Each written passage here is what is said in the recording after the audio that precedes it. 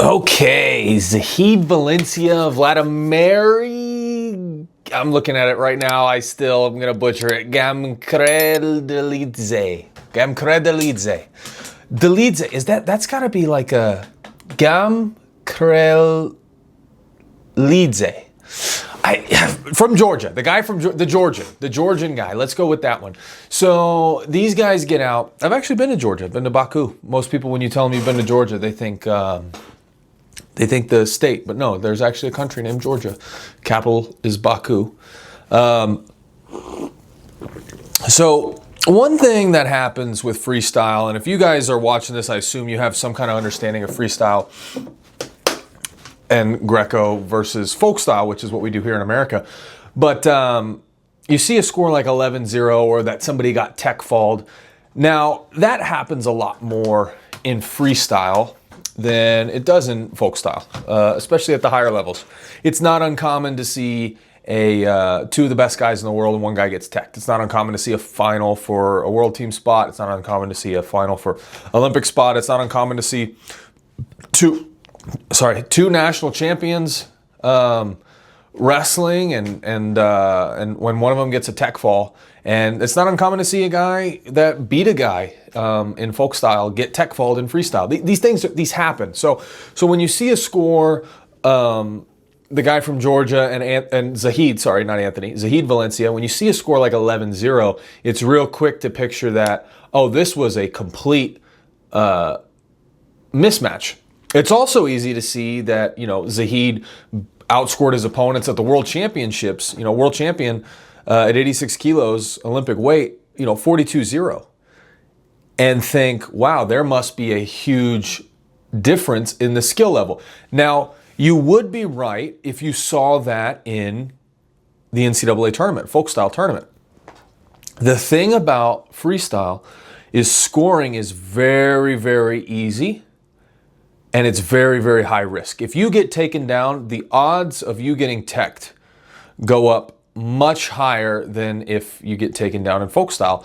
And the reason being is there's no wrestling on the mat in freestyle. Freestyle wrestling has zero mat wrestling at all. It has very little scrambles. The only scrambles you'll see, for the most part, broad stroke, is in the stand-up exchanges, is when a guy is fighting to get taken down. Now, guys have much better takedown defense in freestyle, but there is a point in freestyle where you have to bail, and it's a lot quicker, and you got to make those split-second decisions as a wrestler a lot quicker as well. But it is a lot quicker. It's about, I would say, 0.2 of a second quicker in freestyle, where you have to make that decision of giving up 2 versus 4, or in folk style wrestling, giving up 3 versus 7, because you get the takedown 3 and then back points. And there's a split second, but I would say, yeah, it's probably 0.2 of a second longer in folk style that you have to make that decision.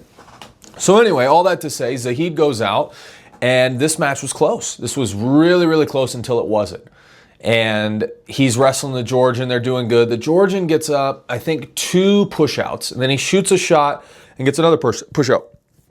3-0, but there's maybe a minute left, 2 minutes left, and he gets a takedown. And this takedown was off of Zahid's headlock. So Zahid puts him in a headlock. He goes for what is known as a twister, where you go kind of like a suicide roll, where you go across your back and you try to roll.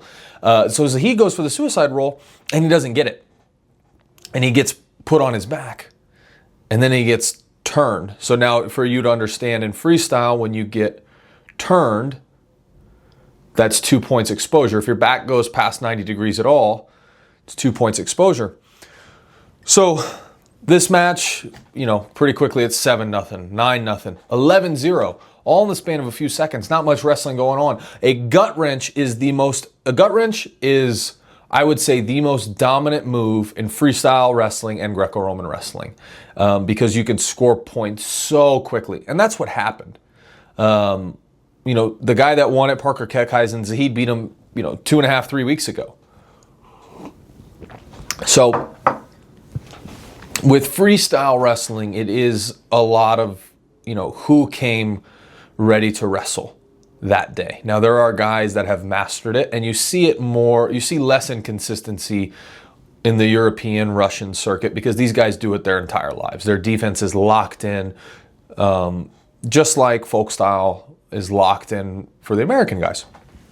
And I think that's what happened. I don't think Zahid is somehow not the best guy in the world now. I think, he maybe had a bad day. Maybe he's had a string of a couple bad days that just so happen to fall on the days that you got to weigh in and you got to compete 2 hours later.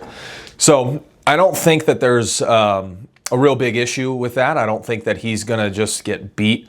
I still think Zahid's probably the guy in North America. I think or in the United States.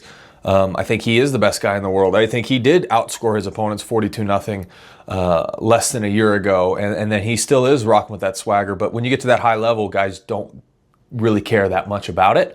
But I will chalk this up to good gut wrench and a bad day.